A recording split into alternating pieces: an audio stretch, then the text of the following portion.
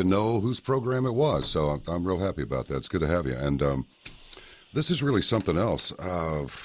I would just like to talk to you for a moment, if you don't mind, about your background. I mean, I'm seeing Blue Angels, I'm seeing SEAL Team 5, and I'm seeing the synthetic bioorganic chemist. It's like, how does a man find enough time to do all of this?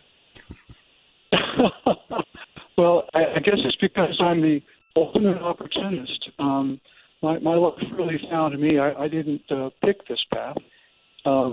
Started out really as a kid just watching way too much Star Trek and wanted to become an astronaut. That was my dream of my life.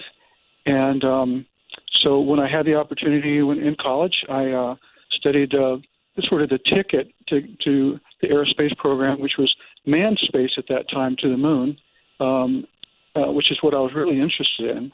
And so the engineering degree was sort of the ticket to go there. And just as I was graduating, they killed the funding for manned space, and haven't been back to the moon since. So it's been an interesting journey for NASA, I'm sure.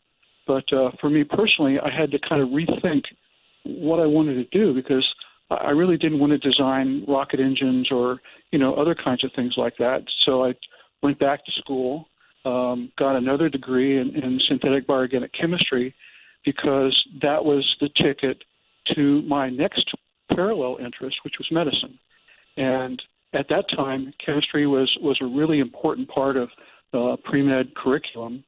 And so having that as a degree really helped, I think, to provide me with some choices about which medical school to go to. And so I did that, and I did that on the Naval Scholarship Program, which was just coming out of Vietnam. They had a dearth of physicians and were looking to add people into the military. And having had a very strong history in my family of the Navy, that was the branch that I chose. And I was fortunate enough to get selected. And so I started my naval career as an ensign, actually during medical school. So every summer I would do externships in Balboa and San Diego, or Portsmouth in Norfolk. And so my career started that way. And so I'd had three kind of separate tangential experiences, but they're all focused on the same thing, which was, exploring and science and, trying to reach the stars however I could. So that pretty much wrapped it up in a nutshell. And then, of course, when I graduated medical school, I went directly into the Navy full time. And because of my interest in potentially becoming an astronaut, I applied for the flight surgery program, was accepted, and then went to Pensacola, where I started my flight training, and was fortunate enough to get a position at the Naval Aeromedical Research Institute right there on the naval base in Pensacola. And one of my collateral duties happened to be the Blue Angels were stationed there, so they asked me if I would provide backup flight surgery services for the Blues, which I did for my entire experience there in Pensacola. So I had an opportunity to fly with probably some of the finest pilots in the world, I think unquestionably, and fine men too. So it was a tremendous honor and a great experience. But one of the things that I found also interesting was I'd always been a diver. I've been a sport scuba diver my whole life.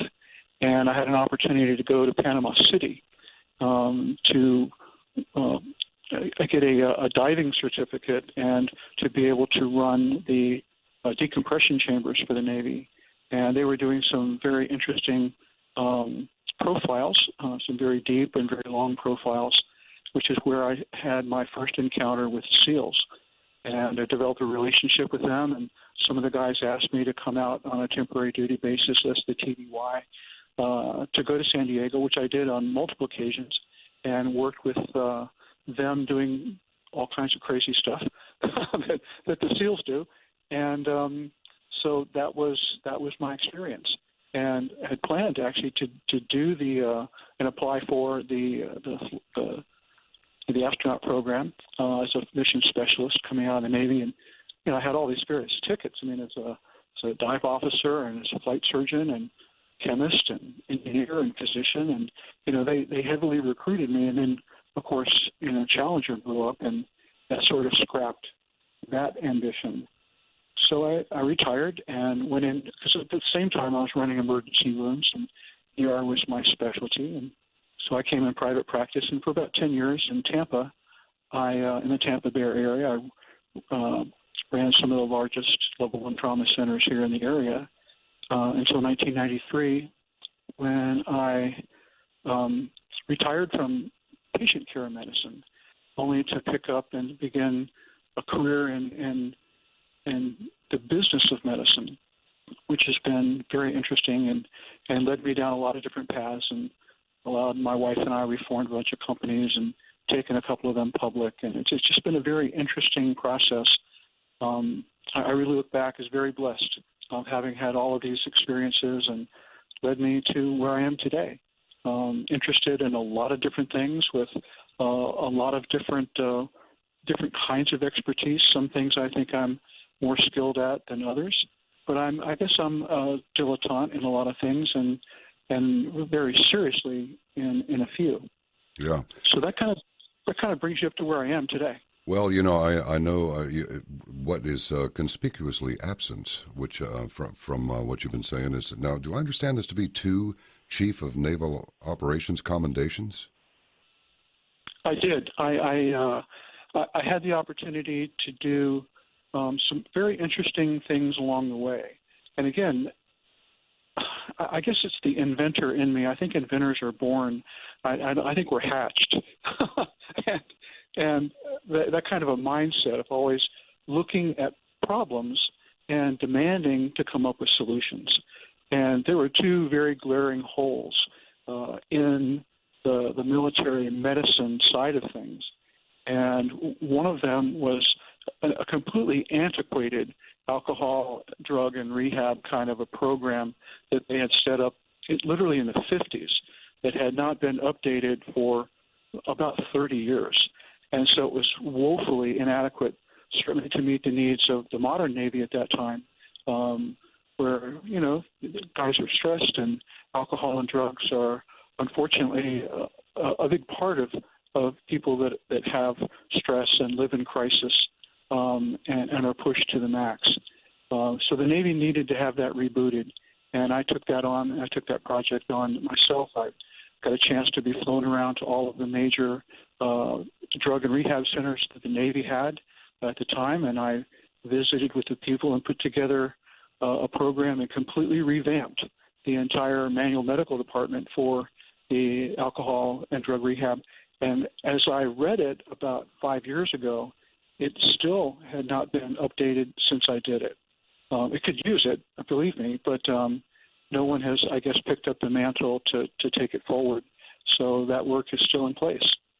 And my second one was that there was, for flight surgeons as a specific group, there wasn't a particular methodology from an administrative standpoint of how to work with flight surgeons within the Navy itself. So I put together an entire program that basically provide more specifications and different avenues for flight surgeons in terms of their career paths and other things that they could do from both clinical medicine, research medicine, administrative medicine, et cetera.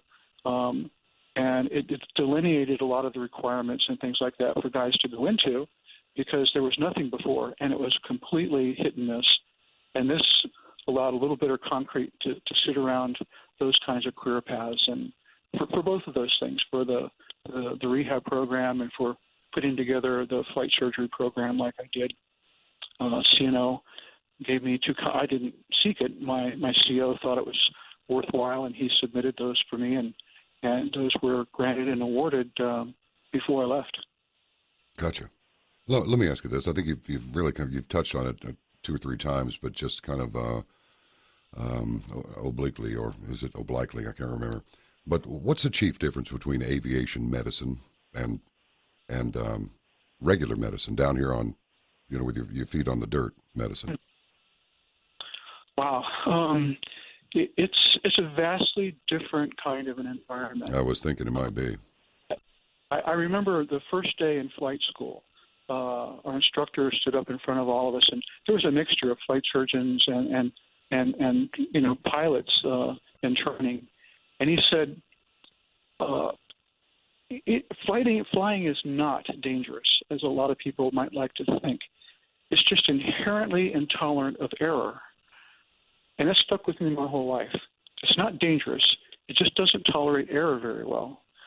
And when you have guys flying at, Mach 1 or better, in close formation and other kinds of things, the physical stresses on the body, not just from G-forces, but from pressure differences and all kinds of other things, can wreak havoc on the body. In fact, pilots are known to age much more rapidly than people that just, spend their lives on terra firma.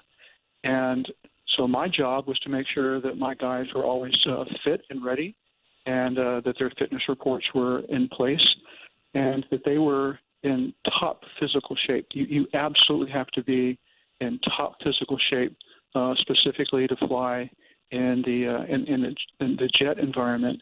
The Navy has several different environments. It has helos and props and jets, and there are actually different physical requirements for each one of those three groups. At least they were at the time that I was there. And so I had to make sure that each separate group of guys and gals, because we did have women pilots coming into the Navy at that time, and so everybody had to be fit. And the kinds of things that I saw are vastly different from the types of things you see in people on the ground. I mean, you would have things where somebody would have the beginning of a cold, and then they go up to altitude and they couldn't come down. Oh boy. Because they have what you call a sinus squeeze, where their sinuses would swell up because of the low pressure environment in the cockpit and block their eustachian tubes and block their airways and all kinds of other things. And so you had to talk them through, taking some Afrin or other kind of, decongestant at altitude, which is challenging. That sounds like not easy. Wow. No. And to be able to talk them down safely, because the pain is, it literally feels like your head is exploding. I believe it. So those types of things. And we had other kinds of unique situations for my pilots and my divers too. All of them had very specific kinds of things that were relatively common. Obviously, the bends is a big deal with divers, and being able to run the chamber and decompress guys. That was another big part of my challenge, is one of the collateral duties that I had. So I just had this amazing experience. A lot of people are very kind of begrudging about the military, especially right after Vietnam. But my experience was unrivaled. It's just, you can't look to finer men, finer people, finer patriots, super intelligent, and just great people to be around. Just the best of the best. They really are. I understand.